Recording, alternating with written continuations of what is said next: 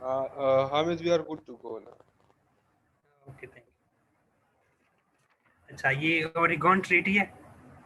तो वो जैसे मैं बता रहा था कि इन पे 4 क्लेम कर रहे थे, रशिया, ग्रेट ब्रिटेन, स्पेन और अमेरिका। बाद में ये 2 हो जाते हैं ना, यूएसए और जो मतलब अमेरिका और जो इंग्लैंड है, ठीक है। इन 2 के बीच में फिर एक ट्रीटी साइन हो जाती है थ्रू ओरेगन ट्रीटी, ये वो कर देते हैं, अमेरिका के हवाले कर देते हैं, ठीक है। मैक्सिको से सेशन आ जाते हैं इसके बाद। Mexico cession क्या है ये? Mexico was ceded to USA in 1848 from Mexico Republic because Mexico was angry over the Texas annexation and border disputes which led them to Mexican War in which USA won and all the land was given to USA। ठीक है, ये Mexico मतलब already angry था ना America पे, जिन्होंने अपने साथ शामिल किया था टेक्सा ऊपर जो हमने पढ़ लिया, ठीक है। तो ये एग्री था इनके बीच में, मतलब और भी कुछ वजूहत थे जो इनके बीच में वार का वो सबब बन जाती है ना, और ये मतलब आगे लड़ते हैं। तो फिर उसके बाद ये अमेरिकन जीत जाते हैं। टेलर जो इनका बाद में एक प्रेसिडेंट भी बनता है 16 मंथ के लिए, I think, if I am not wrong.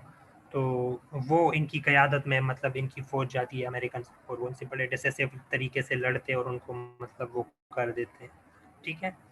तो यहाँ तक कोई क्वेश्चन है किसी का?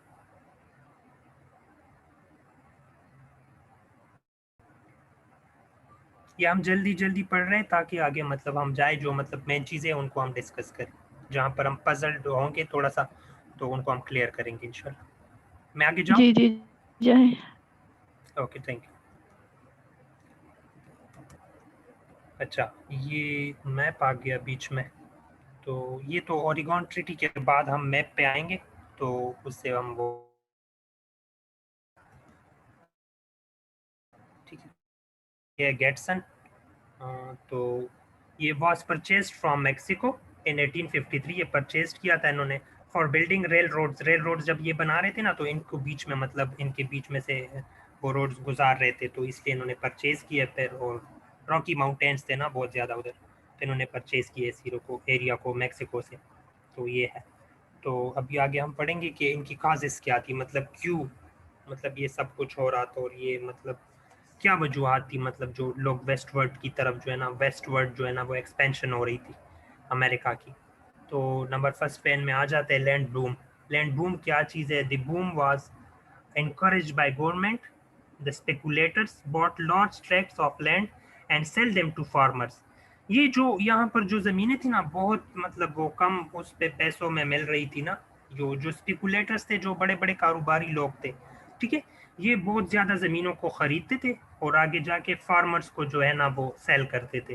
तो फार्मर को ये हाई प्राइस पे सेल करते थे, पर वो मतलब इस चीज़ को माइंड नहीं करते थे फार्मर्स के, चलो ठीक है जी ज़मीन मिल रही है, बस ठीक है एग्रीकल्चर वो हम वैसे भी ये जगह डेवलप हो रही है तो हम मतलब ये बहुत ज़्यादा इनको मतलब फ़ायदे हो रहे थे इनकी इकॉनमी। ये एग्रेरियन थे, एग्रीकल्चरिस्ट बन गए ये सारे, तकरीबन सारे बन गए थे, और ये डिपेंड भी करते थे इस चीज़ पे कि हाँ हम एग्रीकल्चर के मतलब ज़रिए से बहुत कुछ वो कर सकते हैं इधर। तो इसलिए लोग आके धड़ाधड़ ज़मीनें ख़रीद रहे थे, जो बड़े बड़े मतलब वो लैंडलॉर्ड्स वगैरह थे, स्पेकुलेटर्स।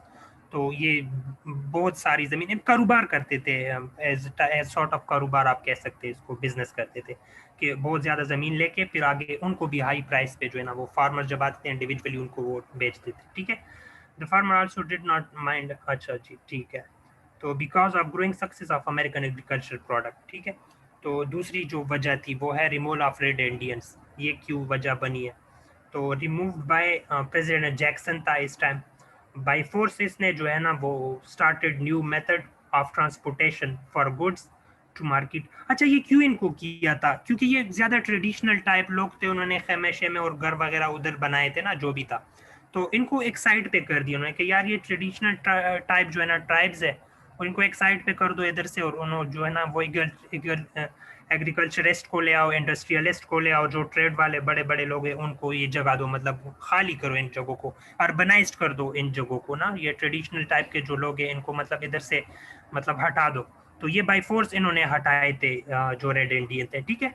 तो ये भी एक वजह बनी थी, काफ़ी जगह जो है ना वो खाली हो गई और आगे लोग जो है ना वहाँ पर रहन सहन जो है ना उनका वो शुरू हो गया, ठीक है।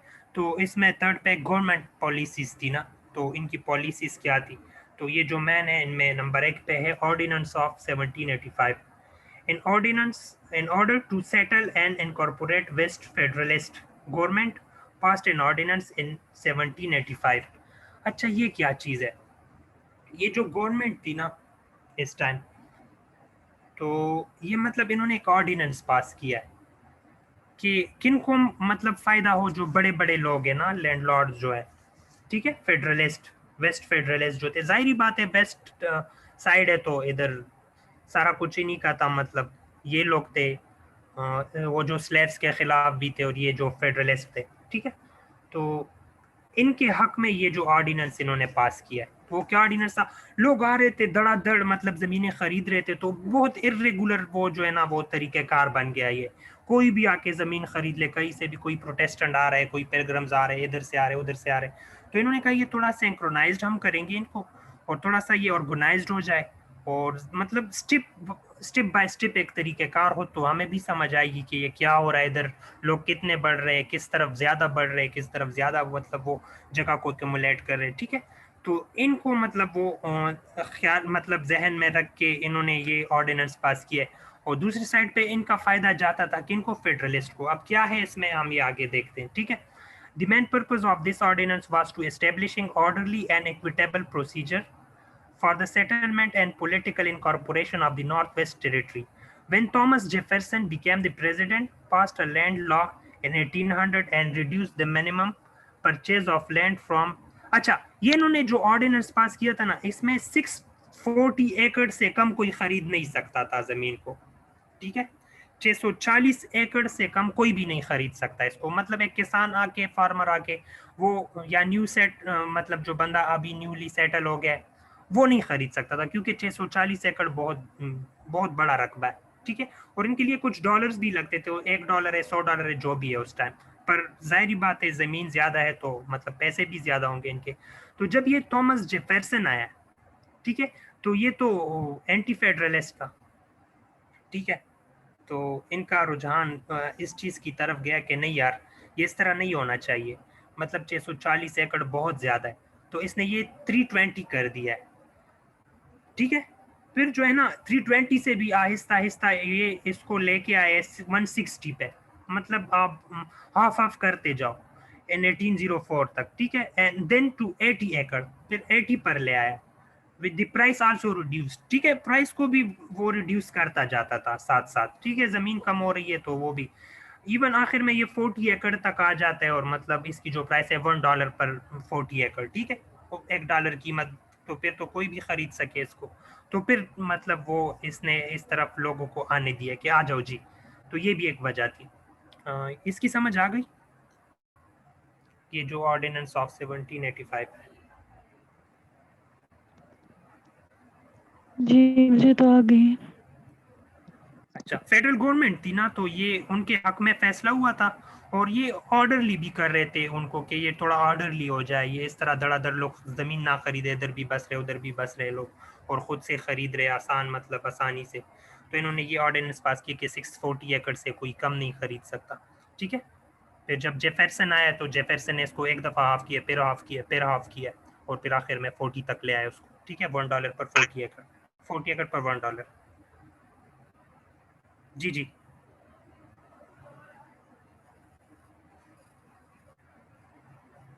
कोई कुछ पूछ रहा था, या मेरी आवाज़ नहीं आ रही? आपकी आवाज़ तो क्लियर है, और पता नहीं किसने माइक ऑन किया, मैंने अच्छा नहीं देखा। अच्छा, सबको समझ आ रही है वैसे जो मैं बोल रहा हूँ? अगर क्वेश्चन है, आप कुछ ऐड कर रहे हैं तो प्लीज़, यू आर वेलकम। समझ आ रही है, मुश्किल नहीं है। ओके आ गई है ओके समझ। ओके, ठीक है। अच्छा, फिर ये इसी मतलब चीज़ को मतलब वो करके ना, गवर्नमेंट ने बहुत ज़्यादा ज़मीन जो है ना, मिलियन एकड़ ज़मीन जो है ना वो उसने सोल्ड कर दी है गवर्नमेंट ने, ठीक है, इसी चीज़ को वो करके। अच्छा, मिलिट्री बाउंटीज है, ये मिलिट्री बाउंटीज क्या चीज़ है? मतलब वही जो आर्मी के पर्सनल्स वगैरह जो है ना वो जब रिटायर हो जाते हैं, इधर भी यही कुछ है पाकिस्तान में और काफ़ी और ममालिक में भी है, तो उनको मतलब ये लोग ज़मीन देते थे, पर वेस्ट की तरफ इनको ज़मीनें वो प्लाट्स वगैरह वो अलॉट करते थे कि आप उधर जाके रहने लगे, ठीक है, आपके लिए उधर है। और जाहिर बात है अर्बनाइजेशन भी हो रही थी और मॉडर्नाइजेशन सारा कुछ वो हो रहा था उधर, तो डेवलपमेंटल वो मतलब काफ़ी हर चीज़ में एनहेंसमेंट हो रही थी, तो लोगों का रुझान काफ़ी बढ़ रहा था उस तरफ। तो ये आर्मी पर्सनल जो भी है इनका भी मतलब दिल चाहता था कि हम भी उधर रह लें, तो इन सोल्जर्स वगैरह जो भी अफसर्स हैं उनको ये ज़मीनें उधर देते थे। इसको कहते हैं मिलिट्री बाउंटीज, ठीक है। जब ये सर्व करते थे फोर्सेस में, उसके बाद इनको ये एज अ गिफ्ट वो देते थे ना।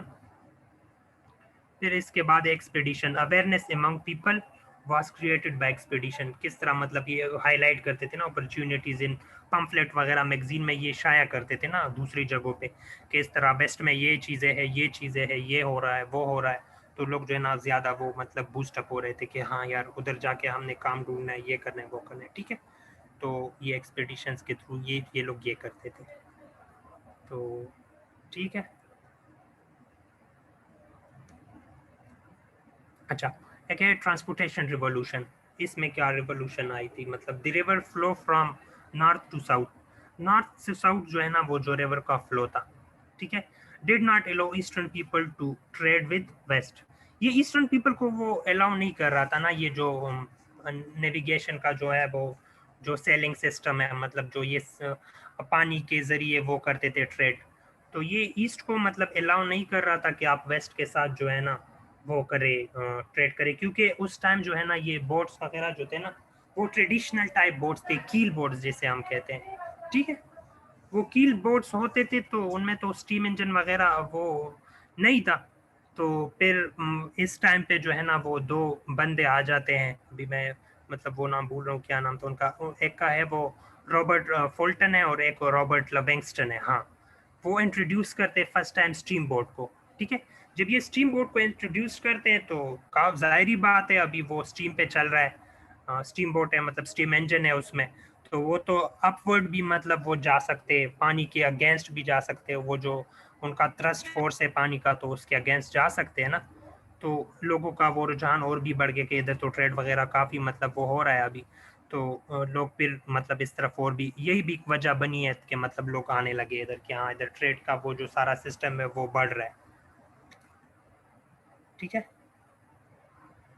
और रोड का हाँ डिफरेंट रोड्स भी बन गए इसमें, मतलब फिर तो इनमें ज़्यादा जो मशहूर था एक नेशनल रोड था, was the primary connection between east and west, ये भी एक बन गया, ठीक है।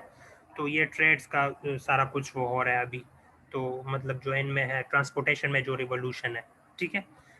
रोड्स की जो हालात थे वो सही हो गए काफ़ी हद तक, और लॉन्ग लॉन्ग रोड्स जो है ना ये बनाना शुरू कर दिए इन्होंने, मतलब एक जगह को दूसरे एक टेरिटरी को दूसरी के साथ वो इंटरकनेक्ट कर रहे थे ना, जिनका वो हो रहा था ट्रेड, ठीक है जी, बस कैनाल सिस्टम के थ्रू और जो भी है मतलब वो हो रहा है पानी के ज़रिए, ये इधर से हम कर रहे, बाकी मतलब जिनका इधर से गुजारा नहीं हो रहा जो दूर है समंदर से, ये इस तरह इधर उधर की बातें हो रही थी ना, तो फिर उनके लिए ये रोड्स बनाना जो है ना वो ये दरियाफ्त करते थे और लोग आगे जाते थे जर्नीज पे, ठीक है। रास्तों में मंडियाँ बनना वो शुरू हो गई, मतलब रोड ट्रेड करते थे रास्तों में भी और आगे जाते चलते जाते थे, ठीक है। ये केनाल सिस्टम अभी आ रहा है इसमें।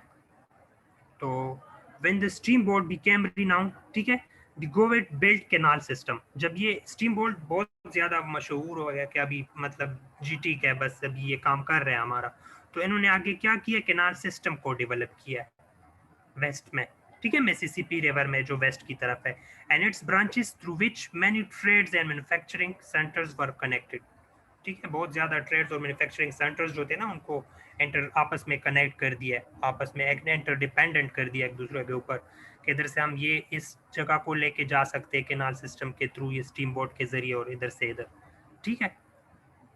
फिर आगे डी नंबर वो है रेल रोड है। रेल रोड में क्या किया, after canal system rail roads gain peculiarity, ठीक है, रेल रोड को पिक्यूलियरिटी में जाती है, ठीक है, which were not connected through water, ठीक है, which were connected through rail roads, ठीक है, जो मतलब केनाल सिस्टम के थ्रू नहीं मिल रही थी जो रास्ते, और जो मतलब इनके सेंटर्स जो ट्रेड सेंटर्स है उनको उन्होंने मिला लिया है किन के जरिए, रेल रोड्स के जरिए। The Western Baltimore and Ohio railroads were very successful among them. जो Baltimore रोड है और Ohio railroad है वेस्टर्न साइड, ये बहुत ज़्यादा मशहूर थे क्योंकि ये चीप थे, फास्टर थे, मतलब सही थे, और ग्रेटर रेंज देन केनाल, मतलब had greater range than canal, canal से बहुत लंबे लंबे थे ये, ठीक है, केनाल सिस्टम से काफ़ी वाइड स्प्रेड थे ये। अब ये क्या है कि इम्पीटस वो है इकोनॉमी, ये क्या चीज़ है? After war of 1812 the rising price of agriculture commodities pulled settler to move toward westward for finding more land, ठीक है। ये वॉर ऑफ मतलब 1812 के बाद जो राइजिंग प्राइसेस है एग्रीकल्चर्स के, ठीक है, काफ़ी तबाहियाँ हुई थी ना 1812 के वार में, उसमें मतलब जो ब्रिटेन और इनके बीच में लड़ी गई थी, तो उसके बाद मतलब एग्रीकल्चर कमोडिटीज़ जो है ये काफ़ी हाई प्राइसेस बहुत ज़्यादा हो गई ना, तो लोगों का रुझान बढ़ गया कि उस तरफ जाके मतलब हम और ज़मीनें ख़रीदेंगे इस तरह, और मतलब हमें फ़ायदा होगा इसमें, एग्रीकल्चरिंग में। तो फार्मर जो है ना उनको ज़्यादा एडवांटेजेस था इनमें, ठीक है। By 1820 the Mississippi and Alabama produced half of the nation cotton, which became the primary export and contributed 2/3 to the American exports. So demand for agricultural land raised because of vitality of agricultural product in USA economy, ठीक। ये 2/3 जो है ना इनकी agriculture जो मतलब commodities थी ना, वो इनकी इकोनॉमी वो कंट्रीब्यूट कर रही थी उस टाइम पे, ठीक है। तो जाहिर बात है 2/3 जो है ना वो आपके लिए फायदा एक चीज दे रही है, आपके उसमें मतलब हिस्सा डाल रहे हैं, तो वो चीज़ जाहिर बात है प्रोमिनेंट चीज़ बन गई एग्रीकल्चरिंग, ठीक है। तो लोगों का रुझान, एक वो ज़मीनें ईजिली मिल रही थी, और भी डेवलपमेंटल चीज़ें थी, canal system, road system, railway system, rail road system, ये सारा कुछ जो है ना वो डेवलप हो रहा था टाइम टू टाइम, तो लोगों का रुझान भी बढ़ गया कि ऑलरेडी मतलब उधर बहुत कुछ है, तो लोग आने लगे इस तरफ, ठीक है। ये भी वजह थी। यहाँ तक क्लियर है? जी बिल्कुल क्लियर है। ओके। अच्छा, इंक्रीज इन पॉपुलेशन,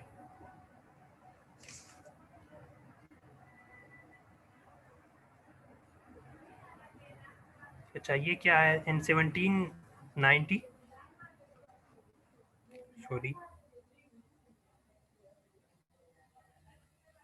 लाइट चली गई ना इसलिए।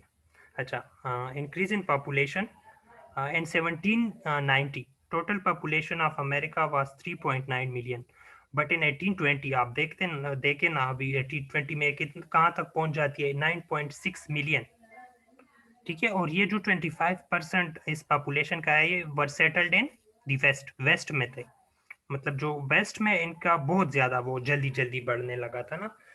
ये टोटल का 25% ओनली वेस्ट में था, नॉर्थ साउथ ईस्ट को छोड़ के, ठीक है। This increased in population open doors for west movement, ठीक है। जब ये इंक्रीज हुआ है इसमें, तो ये पॉपुलेशन में, तो और भी मतलब इन्होंने दरवाजे खोले वेस्ट मूवमेंट के लिए, ठीक है, कि बस उधर तो बहुत कुछ हो रहा है, चलो जी चले, ठीक है। तो लोग आने लगे बहुत ज्यादा इस तरफ। और राइज ऑफ सिटीज, अभी राइज ऑफ सिटीज, ठीक है। तो इसमें है the transportation revolution produce the rapid growth of towns and cities, ये सिटीज और टाउन जो है ना वो बनना शुरू हो गई, ठीक है। Canals and rail roads not only carried cargo but also people into the west, ठीक है। जो मतलब ये लोग भी आना मतलब वो शुरू हो गए, ठीक है। लोग भी फिर तिजारत करते, पैदल भी आ, रेल रोड, ये इस तरह मतलब करते थे ना कि जो बेशक वो मतलब पक्के रोड नहीं थे, पर ये रोड इतने लंबे चौड़े होते थे ना कि इनके जो कार्गो मतलब जो वो हम कहते क्या कहते, वो जो घोड़े के पीछे वो बांधते हैं ना, वो वैगन टाइप व्हील, जिसके ज्यादा व्हील्स होते हैं, इनमें वो जो करते थे, उनके लिए ये मतलब सूटेबल मतलब वो रोड्स थे, ठीक है। तो वो इन्होंने मतलब पहाड़ों को काट के या दरियाओं के ऊपर पुल्स वगैरह बना के ये चीजें जो है ना ये इन्होंने किए, और मतलब इनको फायदा होने लगा, तो लोग मतलब ये सिटीज वगैरह की तरफ और मतलब वो बढ़ने लगे, ठीक है। The growing population of cities contributed to the rise of manufacturing and industrialization, मतलब ग्रोइंग पॉपुलेशन, जाहिर बात है लोग बढ़ रहे हैं तो काम भी ज्यादा हो रहे हैं, उसमें मुख्तलिफ एक्सपर्ट्स आ रहे हैं, तो वो अपना वो सारा कुछ ओपनली वो कर रहे हैं उधर, तो ये चीजें बढ़ रही थी उधर, ठीक है। इसके बाद है वेस्टर्न ट्रेल्स, वही ट्रेल्स की हम बात करते हैं, तो ये है 4455 माइल रूट्स जो है ना वो used by people while moving toward west for movement of cattle and horses to markets. ठीक है, ये कैटल्स और हॉर्सेस को मार्केट्स में लाने के लिए ये 4455 माइल्स का जो रूट है ये यूज करते थे, जो वेस्टर्न ट्रायल है। ठीक है, ये जो रास्ते हैं इनको कहते हैं, इनमें से मतलब फिर ओरिगॉन ट्रेल और ये जो है वो कुछ ज्यादा ही मशहूर थे क्योंकि बहुत लंबे लंबे थे। ठीक है, तो लाइफ इन द वेस्ट कैसी थी, मतलब जाहिर बात है अभी शहरी लोग हैं तो शहरी है, फिर हम वही कहते हैं कि खारे हैं। तो बस वही बात थी ना कि लोग मतलब उनसे वो ज्यादा वो होते थे ना, इन्फ्लुएंस ज्यादा वो करते थे लोगों को, बाकी जो वेस्ट ईस्ट साउथ उधर जो रहते थे साउथ नॉर्थ ईस्ट ईस्ट में, तो वो लोग इससे भी ज्यादा वो हो रहे थे कि चलो जी हम भी इस तरह की मतलब जिंदगी गुजारे, हम भी अच्छे हो जाए, कारोबारी हो जाए और पैसे आ जाए।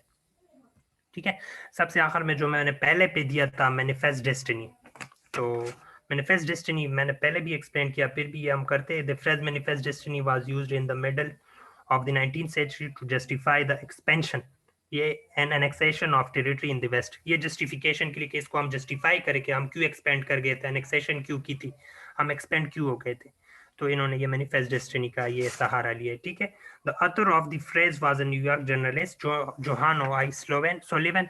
ठीक है, who wrote in the magazine when the annexation of Texas was obstructed by some of former powers।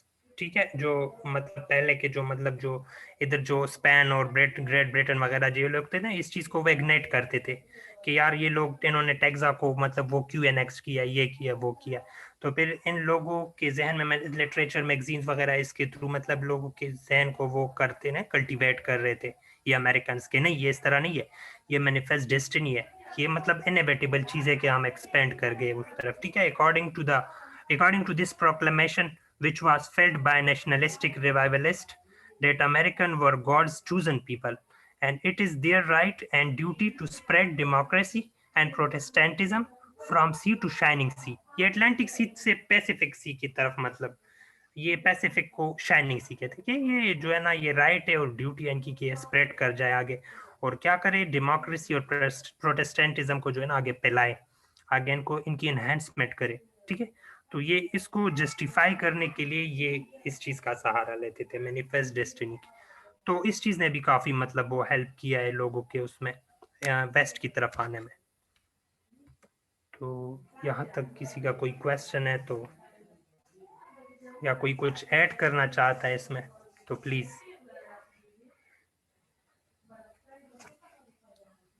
एक बात मैं कहना चाहूंगा, मैनिफेस्ट डेस्टिनी में जॉन ओसलिवन ने ये भी कहा था कि ये गॉड गिवन राइट है हमारी कि हम दुनिया जो कि हमसे कमजोर है उनकी हम मदद करें, and it is our right, and हम उनको कब्जे में करके उनको अपने जैसे बने। ठीक, कब्जा तो नहीं कहा था लेकिन कहा था कि लाइक टेकिंग ओवर, कोई बात। अच्छा ठीक, ओके थैंक यू। और कोई?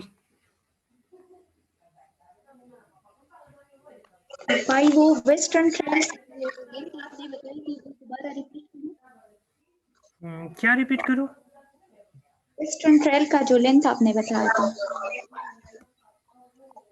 अच्छा, ये आप एमन बात कर रही है? जी। अच्छा, 4455 माइल्स। दोबारा बताएं प्लीज। अच्छा, ये 4455 माइल्स बता चुका हूँ मैं। माइल्स है? जी जी, किलोमीटर नहीं miles. Okay thank you.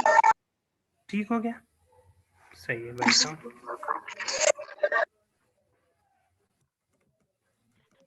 Hamid, जी जी ये प्लीज। जो सारे इंफ्रास्ट्रक्चर वगैरह बन गया, मतलब रेल वगैरह के वो स्ट्रक्चर ठीक हो गए, रोड्स बन गए, ये सब कुछ, ये सब ये जस्टिफिकेशंस है कि इस वजह से मतलब वेस्टवर्ड जो है काफी एक्सपेंशन हुई है, या फिर ये तो बाद की बात आप बता रहे हैं?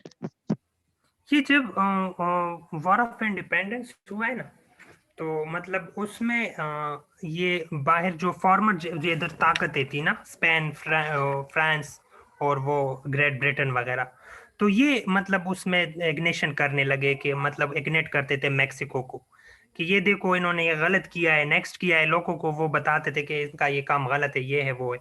इन चीज़ों को, इनेक्सेशन वगैरह को जस्टिफाई करने के लिए फिर इनके राइटर्स वगैरह जो थे मैगजीन्स और लिटरेचर में, इन्होंने ये काम जो है ना शुरू किया कि नहीं, ये जो है ना ये हमारा वो राइट है, बस गॉड गिफ्टेड हमें जो है ना वो राइट है कि हम मतलब आगे स्प्रेड करें, डेमोक्रेसी को फैलाए और प्रोटेस्टेंटिज्म जो है इनको जगह दे और इनको आगे फैलाए। कैथोलिक्स को जो है ना वो हम नेगेट करते हैं टोटली, जो कैथोलिसिज्म है, जो ज्यादातर रिलीजियस लोग है, मतलब वो जो उस पर डिपेंड करते हैं ना, ठीक है, जो कंजर्वेटिव माइंड लोग है, कैथोलिसिज्म का जो वो है, ठीक है जी, क्लियर है। बाकी तो जाहिर बात है एक जगह पे मतलब इंडस्ट्रियलाइजेशन हो रही है और उधर वो डेवलपमेंटल काम हो रहे, तो लोग तो उधर जाएंगे ही जाएंगे।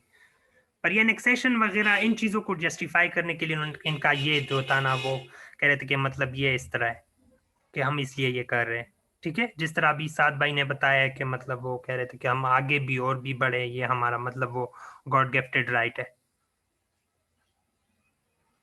सही हो गया? सही है, बिल्कुल सही हो ओके, गया। अच्छा, इसके बाद है लुइसियाना परचेज। ये क्या है हिस्टोरिकल बैकग्राउंड, इसको थोड़ा सा वो पढ़ लेते हैं कि क्या चीज़ है ये, ठीक है।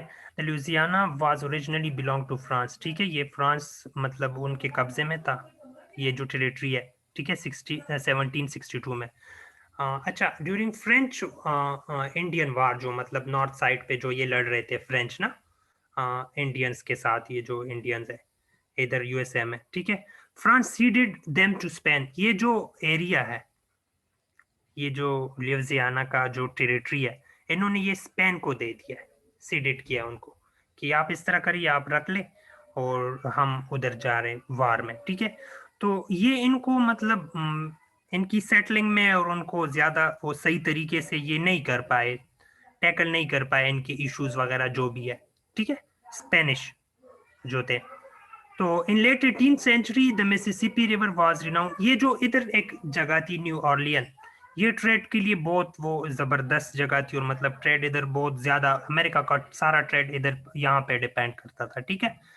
तो and the trade centre was new Orleans and the American trade was dependent upon this river, ठीक है, विच when France give the control of New Orleans to Spain, they give the trade right to Americans initially. उस time तो ये दे रहे थे American को rights के, जी आप न्यू ऑर्लियन के थ्रू जो है ना वो अपना ट्रेड कर सकते हैं।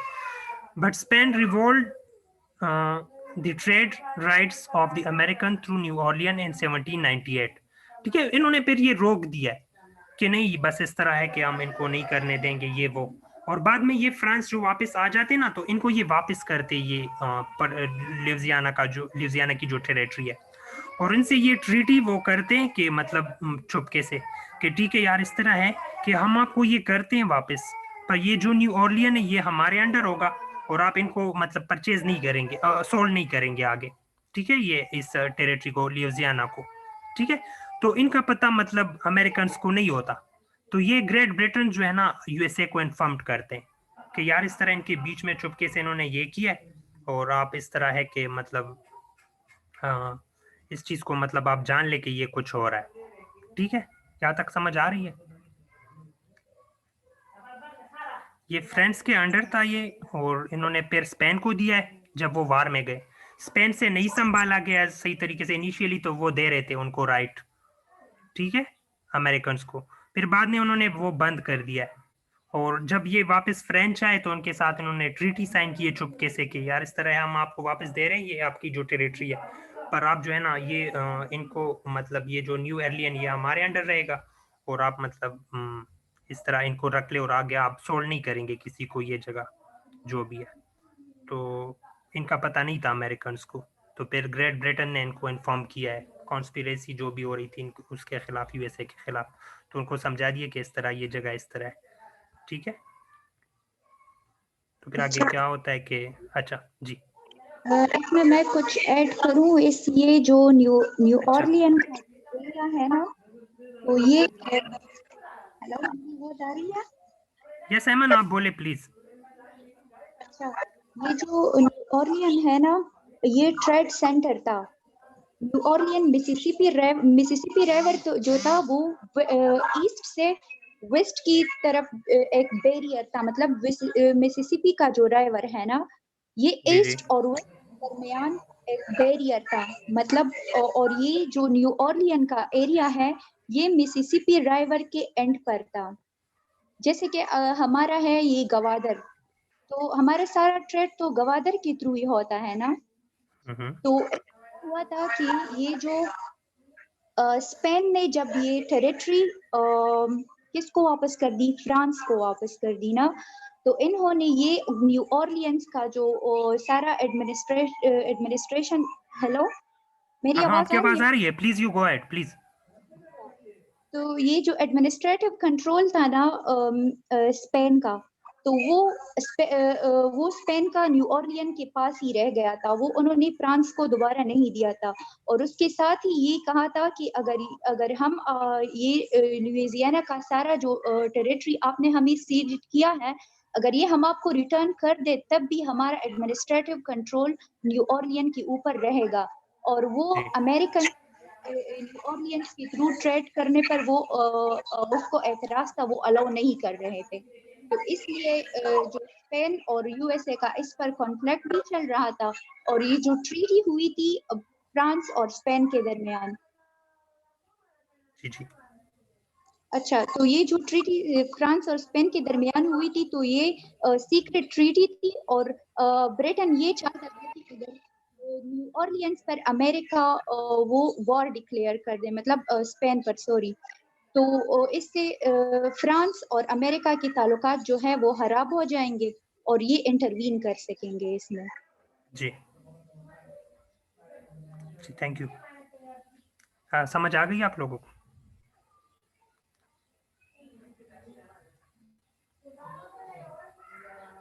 हेलो। जी आ गई। हाँ ठीक है, थैंक यू अमन। और अभी है Louisiana treaty offered by Napoleon. ये नेपोलियन मतलब जो फ्रेंच की तरफ से जो है ना, वो इन्होंने इनको भेजा था इधर के, चलो जी ये हमारा अच्छा बंदा है, अच्छा मतलब लीडर है, तो ये इधर जो है ना इनको सही ज़बरदस्त तरीके से वो कंट्रोल कर लेगा, ठीक है, सारा कुछ वो मतलब देख लेगा इधर, ठीक है। तो थॉमस जेफरसन जब आया ना, ये नेपोलियन जब इधर वो कर रहा था, इनकी मतलब कंट्रोल था इनका इधर, ठीक है, फ्रांस की तरफ से। तो ये मतलब इन्होंने फिर इनको वो ऑफर्ड किया है ना, ये लुइसियाना टेरिटरी जो है अमेरिकन को, कि हम आपको ऑफर्ड कर रहे हैं होल टेरिटरी, मतलब 15 मिलियन में, ठीक है। तो इसके लिए थॉमस जेफरसन ने जेम्स मैनरो और रॉबर्ट लिविंगस्टन को मतलब इसकी परचेज के लिए भेजा था कि आप न्यू ऑरलियन को एंड वेस्ट फ्लोरिडा को खरीद ले इनसे। But Napoleon offered for the selling of entire territory. इसने एंटायर टेरिटरी को मतलब वो किया है कि आप ये एंटायर ले ले 15 मिलियन में, या 3 सेंट पर एकड़ ले ले आप ये फुल जो टेरिटरी है, ठीक है। तो इसमें ये क्वेश्चन बन जाता है कि नेपोलियन क्यों चाहता था, मतलब कि ये why Napoleon wanted to sell such large territory, ठीक है। इनकी 3 वजह थी। ये बैकग्राउंड में शोर तो नहीं आ रहा?